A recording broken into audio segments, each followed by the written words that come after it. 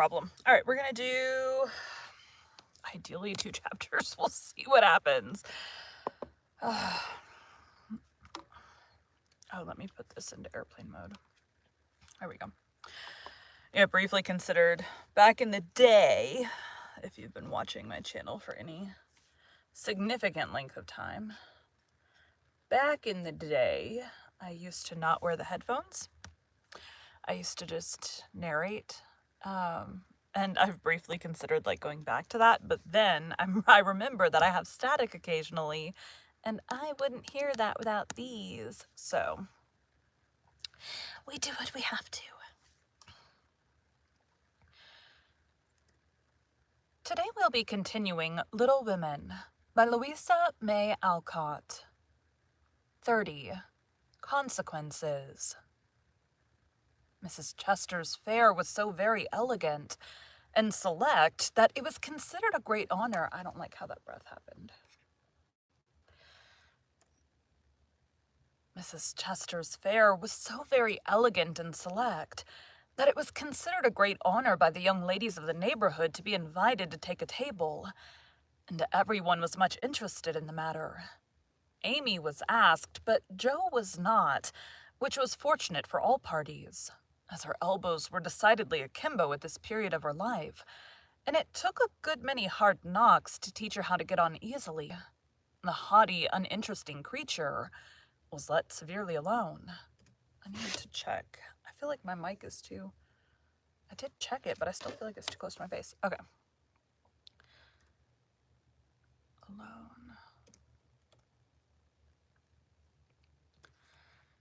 But Amy's talent and taste were duly complimented by the offer of the art table, and she exerted herself to prepare and secure appropriate and valuable contributions to it. Everything went on smoothly till the day before the fair opened. Then there occurred one of the little skirmishes which is almost impossible.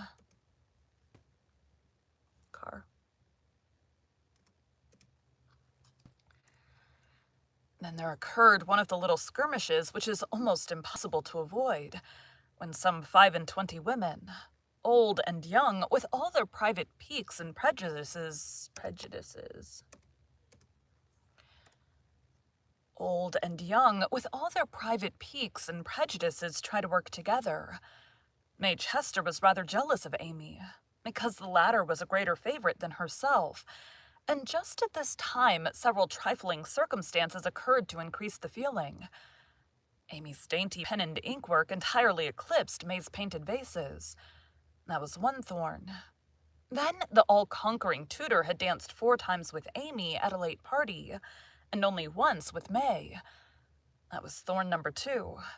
But the chief grievance that rankled in her soul, and gave her an excuse for her unfriendly conduct, was a rumor which some obliging gossip has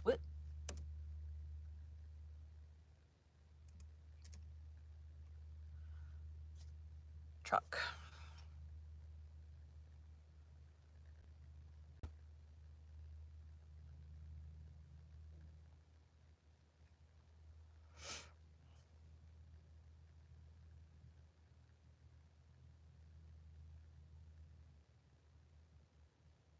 Pretty sure it's just idling outside my house.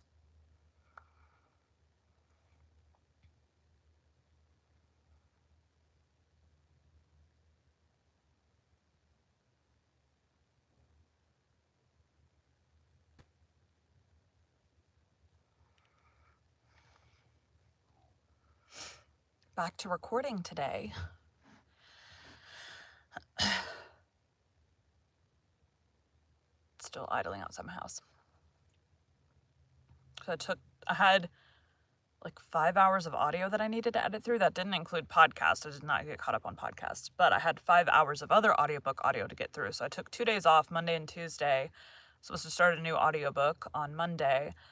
But I took 2 days off, and then I kind of like smushed this one, and I cut a day off of the next 2 audiobooks to kind of make up for missing 2 days. So rather than cutting 2 days off of this one, this particular one has a whole lot of characters, so it's going to be really hard to like switch back and forth all the time. So I didn't want to cut 2 days off the one, knowing that it's already going to be a rough one time-wise. but I can't narrate the next 3 books at least. I can't narrate live because they have content that cannot be done live. The first one is violence, a lot of violence. It's a thriller.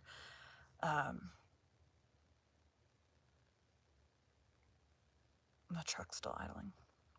Anyways, this next one is a thriller, and then the 2 after that are romances, and they just have content that can't be. I mean, I could probably do it and just mute it for sections, but I'd rather just not, because you'll get banned for, like, violence, certain words if they're said, and I don't know. It's weird. I have a sneeze. My eyes watering.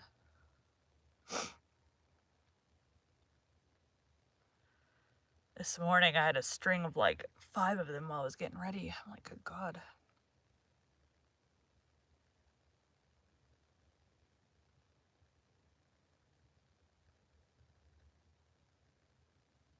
It's still just idling outside my house.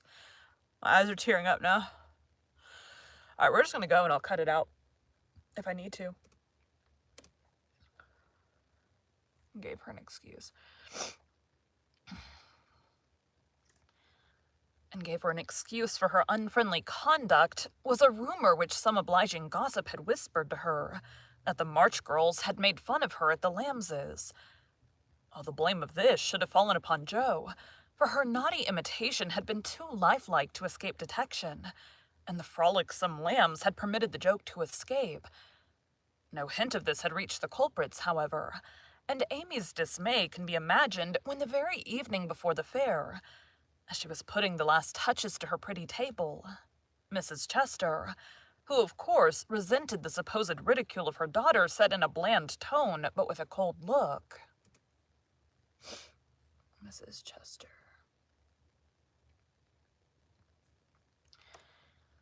I find, dear, that there is some feeling among the young ladies about my giving this table to anyone but my girls, as this is the most prominent, and some say the most attractive table of all, and they are the chief getters-up of the fair. It is thought best for them to take this place. I'm sorry, but I know you are too sincerely interested in the cause to mind a little personal disappointment, and you shall have another table if you like.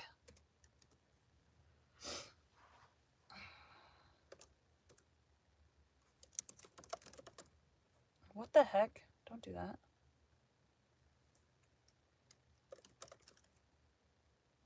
Undo. I have no idea what we have done.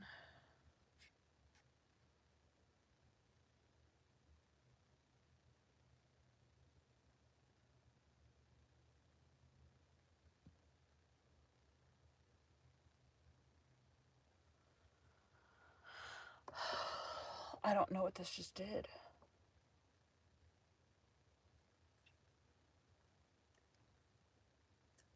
Undo.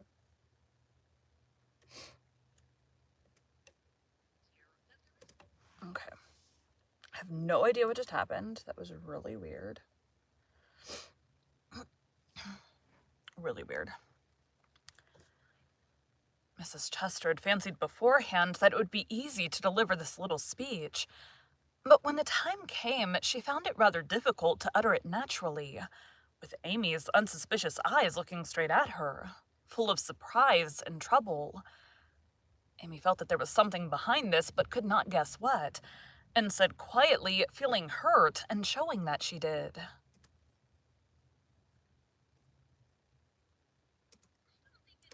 I don't think it's... Perhaps you would rather I took no table at all.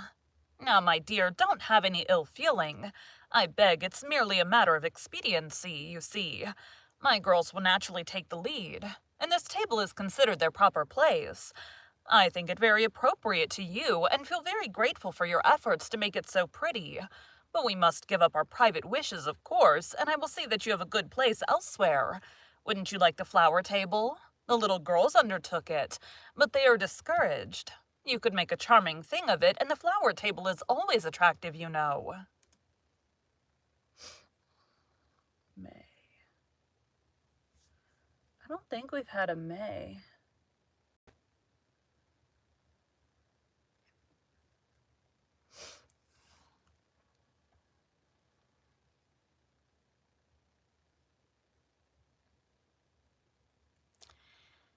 Especially to gentlemen, added May.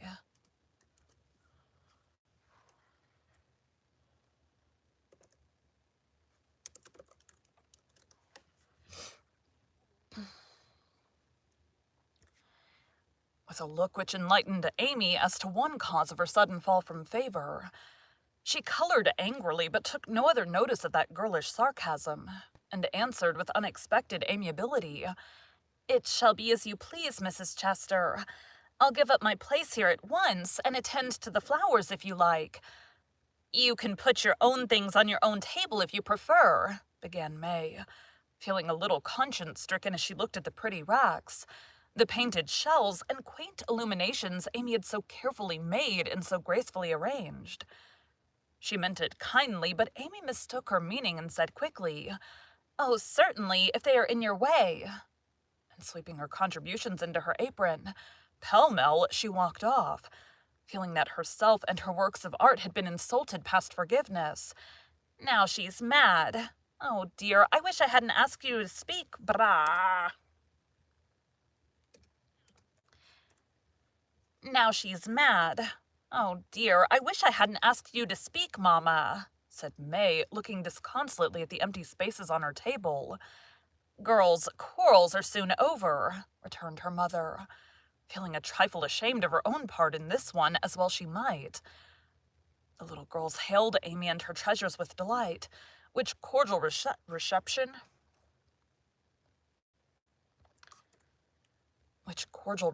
somewhat soothed her perturbed spirit, and she fell to work, determined to succeed florally, if she could not artistically. But everything seemed against her. It was late, and she was tired. Everyone was too busy with their own affairs to help her, and the little girls were only hindrances, for the dears fussed and chattered like so many magpies, making a great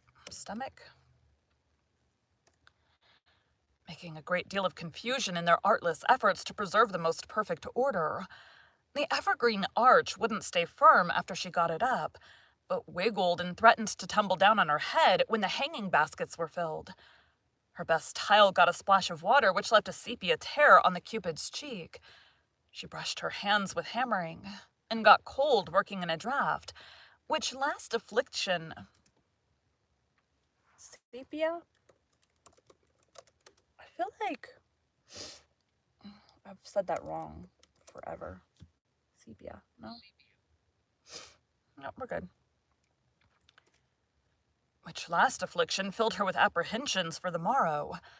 Any girl reader who has suffered like afflictions will sympathize with poor Amy and wish her well through with her task. There was great indignation at home when she told her story that evening. Her mother said it was a shame, but told her she had done right.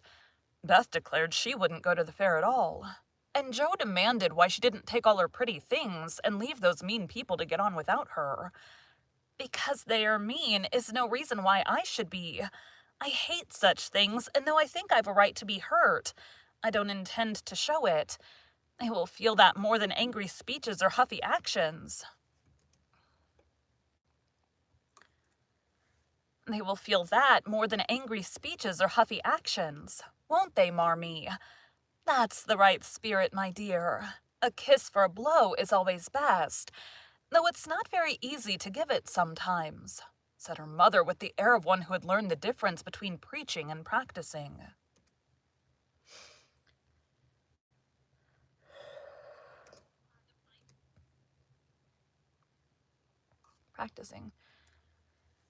In spite of my throat's making a noise. In spite of various very natural temptations to resent and retaliate, Amy adhered to her resolution all the next day, bent on conquering her enemy by kindness. She began well, thanks to a silent reminder that came to her unexpectedly, but most opportunely. She arranged her table that morning.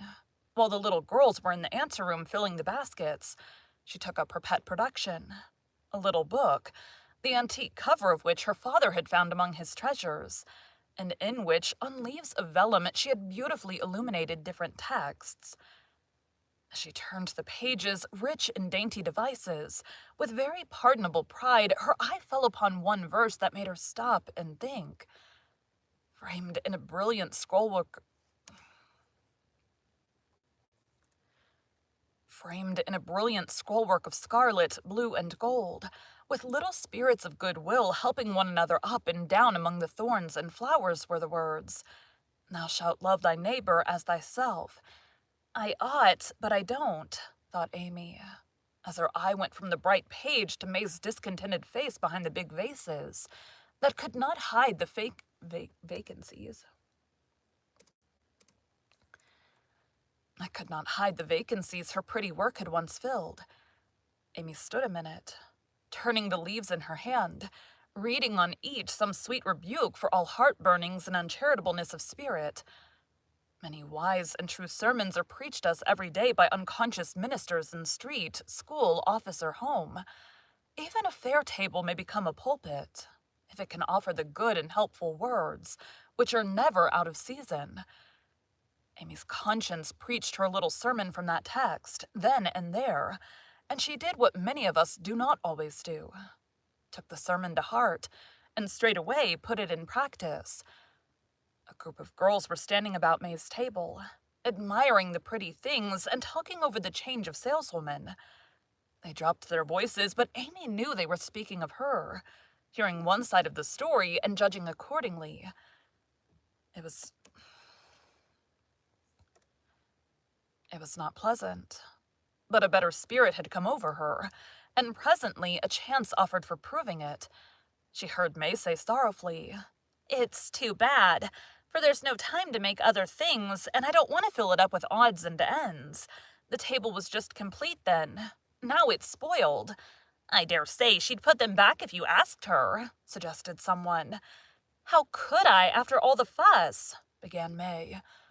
But she did not finish, for Amy's voice came across the hall saying pleasantly, "You may have them, and welcome without asking if you want them. I was just thinking I'd offer to put them back, for they belong to your table rather than mine. Here they are. Please take them and forgive me if I was hasty in carrying them away last night." As she spoke, Amy returned her contribution, with a nod and a smile, and hurried away again, feeling that it was easier to do a friendly thing than it was to stay and be thanked for it. "Now I call that lovely of her, don't you?" cried one girl. May's answer was inaudible, but another young lady, whose temper was evidently a little soured by making lemonade, added with a disagreeable laugh, "Very lovely, for she knew she wouldn't sell them at her own table." Now that was hard. When we make little sacrifices, we like to have them appreciated at least. And for a minute, Amy was sorry she had done it, feeling that virtue was not always its own reward. But it is, as she presently discovered, for her spirits began to rise and her table to blossom under her skillful hands. The girls were very kind, and that one little act seemed to have cleared the atmosphere amazingly. It was a very long day, and a hard one to Amy as she sat behind her table, often quite alone, for the little girls deserted very soon. Few cared to buy flowers in summer, and her bouquets began to droop long before night. The art table was the most attractive in the room. There was a crowd about it all day, and the tenders were constantly flying to and fro with important faces and rattling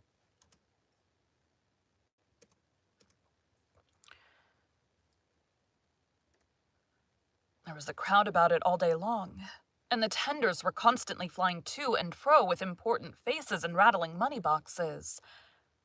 Amy often looked wistfully across, longing to be there where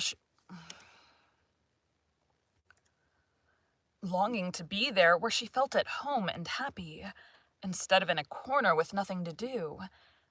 It might seem no hardship to some of us, but to a pretty blithe young girl, it was not only tedious, but very trying, and the thought of being found there in the evening by her family and Laurie and his friends made it a real martyrdom. She did not go home till night, and then she looked so pale and quiet that they knew the day had been a hard one, though she made no complaint, and did not even tell what she had done. Her mother gave her an extra cordial cup of tea. Beth helped her dress and made a charming little wreath for her hair, while Jo astonished her family by getting herself up with unusual care, and hinting darkly that the tables were about to be turned. "Don't do anything rude, pray, Joe. I won't have any fuss made, so let it all pass and behave yourself," begged Amy as she departed early, hoping to find a reinforcement of flowers to refresh her poor little table. "I merely intend to make myself entrancingly agreeable to everyone I know, and to keep them in your corner as long as possible. Teddy and his boys will lend a hand, and we'll have a good time yet," returned Joe, leaning over the gate to watch for Laurie. Presently, the familiar tramp was heard in the dusk, and she ran out to meet him. "Is that my boy?" "As sure as this is my girl." And Laurie tucked her hand under his arm, with the air of a man whose every wish was gratified. "Oh, Teddy, such doings!" And Joe told Amy's wrongs with sisterly zeal. "A flock of our fellows are going to drive over by and by, and I'll be hanged if I don't make them buy every flower she's got, and camp down before her table afterward," said Laurie, espousing her cause with warmth. "The flowers are not at all nice, Amy says, and the fresh ones may not arrive in time. I don't wish to be unjust or suspicious, but I shouldn't wonder if they never came at all. When people do one mean thing, they are very likely to do another," observed Joe in a disgusted tone. "Didn't Hayes give you the best out of our gardens? I told him to. I don't...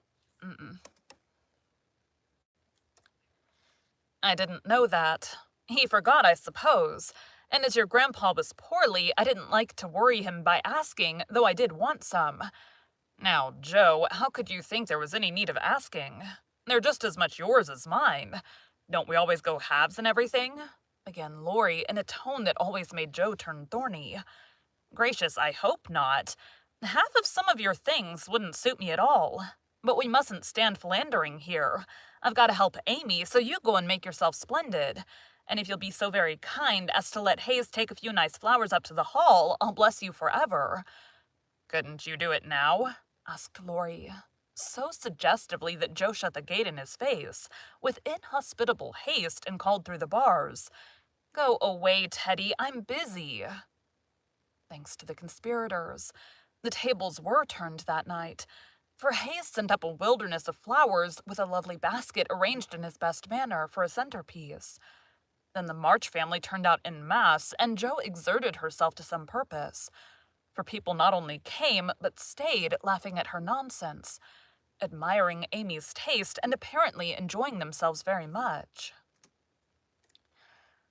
Laurie and his friends gallantly threw themselves into the breach, bought up the bouquets, and camped before the table, and made that corner the liveliest spot in the room. Stomach. Amy was in her element now, and out of gratitude, if nothing more, was as sprightly and gracious as possible, coming to the conclusion about that time that virtue was its own reward after all. Jo behaved herself with exemplary propriety, and when Amy was happily surrounded by her guard of honor, Jo circulated about the hall, picking up various bits of gossip which enlightened her upon the subject of the Chester change of bays. She reproached herself for her share of the ill feeling and resolved to exonerate Amy as soon as possible. She also discovered what Amy had done about the things in the morning, and considered her a model of magnanimity as she passed the art table. She glanced over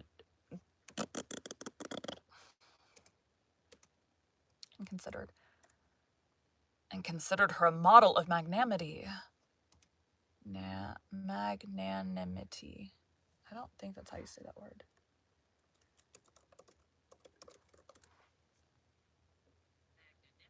Magnanimity.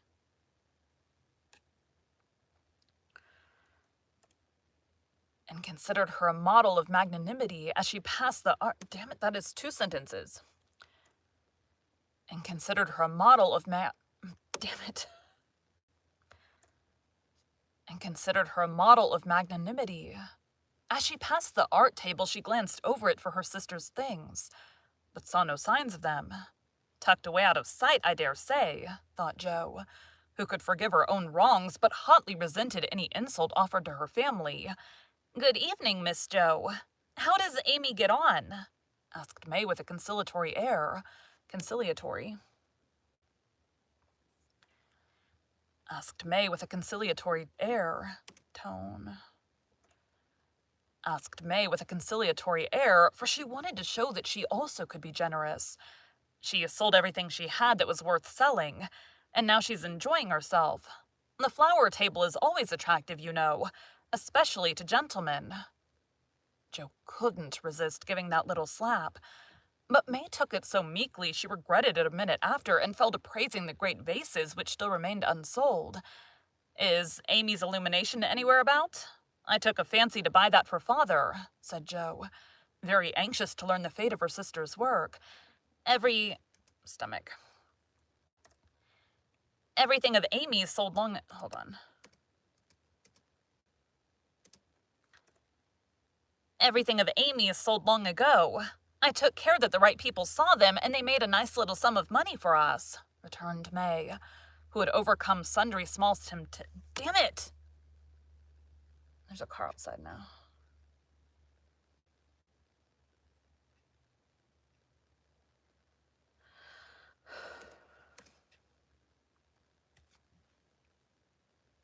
Who had overcome sundry... Who had overcome sundry small temptations as well as Amy that day. Much gratified, Joe rushed back to tell the good news, and Amy looked both touched and surprised by the report of May's words and manner. "Now, gentlemen, I want you to go and do your duty by the other tables as generously as..." That should be Amy.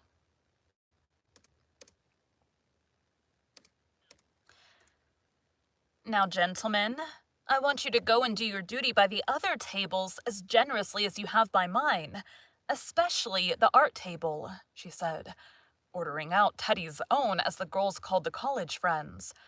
"Chester, Chester, charge" is the motto for that table. But do your duty like men, and you'll get your money's worth of art in every sense of the word. In every sense of the word. Damn it.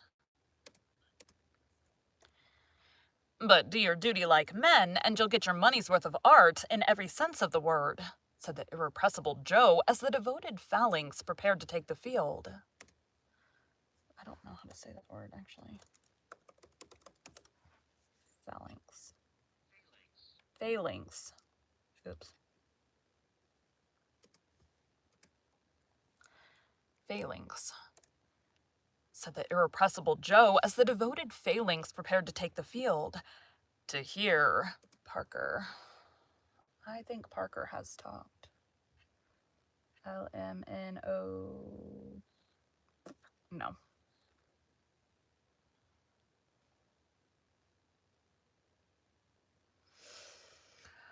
Okay, little Parker, witty and tender. To hear is to obey, but March is fairer far than May, said little Parker, making a frantic effort to be both witty and tender, and getting promptly quenched by Laurie, who said, "Very well, my son, for a small boy," and walked him off, with a paternal pat on the head. Parker.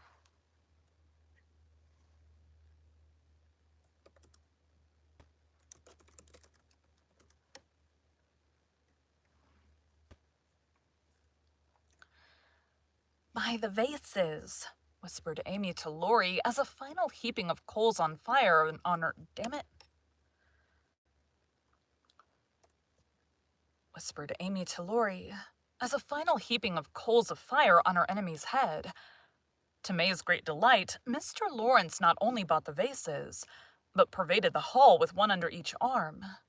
The other gentlemen speculated with equal rashness in all sorts of frail trifles, and wandered helplessly about afterward, burdened with wax flowers, painted fans, filigree portfolios, and other useful and appropriate purchases. Aunt Carol was there, heard the story, looked pleased, and said something to Mrs. March in a corner, which made the latter lady beam with satisfaction, and watch Amy with a face full of mingled pride and anxiety, though she did not betray the cause of her pleasure till several days later. The fair was pronounced a success, and when May bade Amy good night, she did not gush as usual, but gave her an affectionate kiss, and a look which said, "Forgive and forget." That satisfied Amy. And when she got home, she found the vases paraded on the parlor chimney-piece, with a great bouquet in each. In each. Why am I having issues with in? With a great bouquet in each. The reward of merit for a magnanimous march, as Laurie announced with a flourish. You're a deal more... Joe. You're a deal more principle in generosity and nobleness of character than I ever gave you credit for, Amy. You've behaved sweetly, and I respect you with all my heart, said Joe warmly as they brushed their hair together late that night. Yes, we all do, added Beth. Yes, we all do, and love her for being so ready to forgive. It must have been dreadfully hard after working so long, and setting your heart on selling your own pretty things. I don't believe I could have done it as kindly as you did, added Beth from her pillow. Why, girls, Amy. Why, girls, you needn't praise me so. I only did as I'd been done by. You laugh at me when I say I want to be a lady, but I mean a true gentlewoman in mind and manners. And I try to do it as far as I know how. I can't explain exactly, but I want to be above the little meannesses and follies and faults that spoil so many women. I'm far from it now, but... Ow. I'm far from it now, but I do my best and hope in time to be what Mother is. Amy spoke earnestly, and Joe said with a cordial hug, I understand now what you mean, and I'll never laugh at you again. You're getting on faster than you think, and I'll take lessons of you in true politeness, for you've learned the secret, I believe. Try away, dearie, you'll get your reward someday, and no one will be more delighted than I shall. A week later, Today is just not my day. A week later, Amy did get her reward, and poor Joe found it hard to be delighted. A letter came from Aunt Carol, and Mrs. March's face was illuminated to such a degree. When she read it...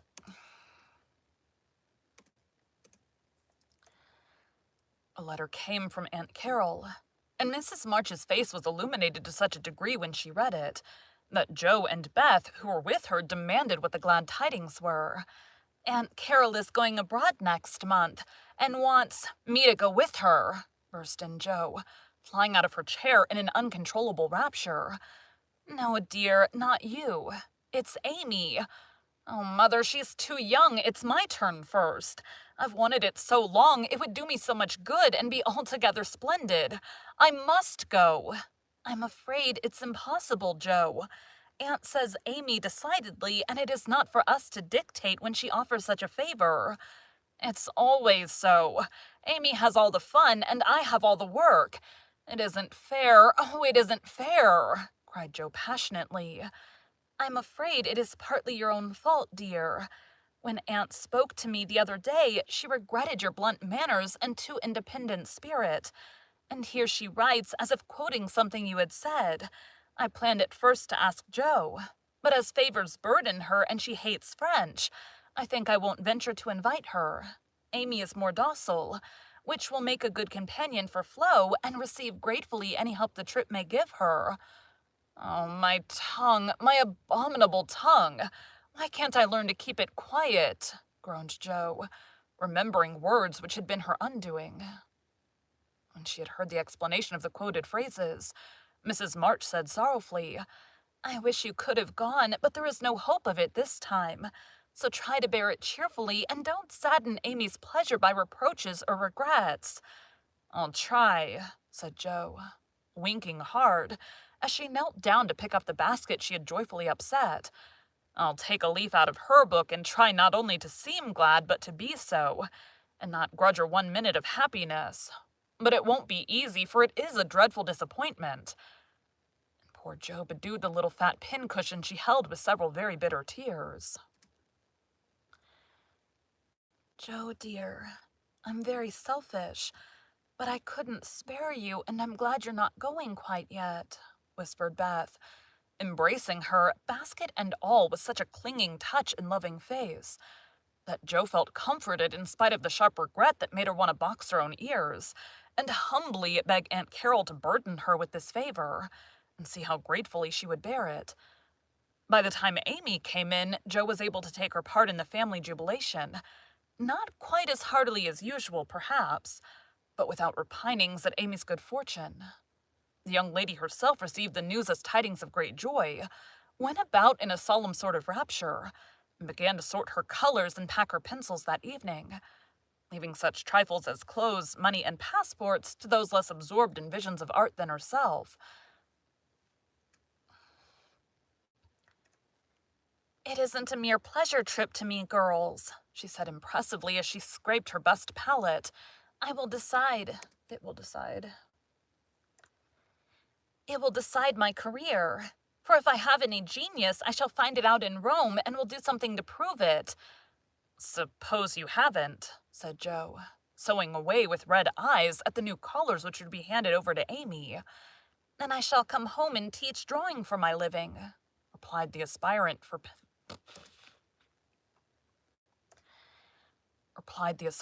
fame, with philosophic composure. But she made a wry face at the prospect and scratched away at her palette as if bent on vigorous measures before she gave up her hopes. "No, you won't.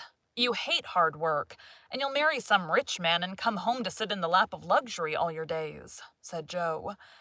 "Your predictions sometimes come to pass, but I don't believe that one will. I'm sure I wish it would, for if I can't be an artist myself, I should like to be able to help those who are," said Amy, smiling, as if the part of Lady Bountiful would suit her better than that of a poor drawing teacher. Said Jo with a sigh. "If you wish it, you'll have it, for your wishes are always granted. Mine never." "Would you like to go?" asked Amy, thoughtfully patting her nose with her knife. "Rather." "Well, in a year or two I'll send for you, and we'll dig in the Forum for relics and carry out all the plans we've made so many times." "Thank you. I'll remind you of your promise when that joyful day comes, if it ever does," returned Jo, accepting the vague but magnificent offer as gratefully as she could. There was not much time for preparation, and the house was in a ferment till Amy was off. Jo bore up very well till the last flutter of blue ribbon vanished, when she retired to her refuge, the garret, and cried till she couldn't cry any more. Amy likewise bore up stoutly till the steamer sailed. Then, just as the gangway was about to be withdrawn, it suddenly came over her that a whole ocean was soon to roll between her and those she loved her.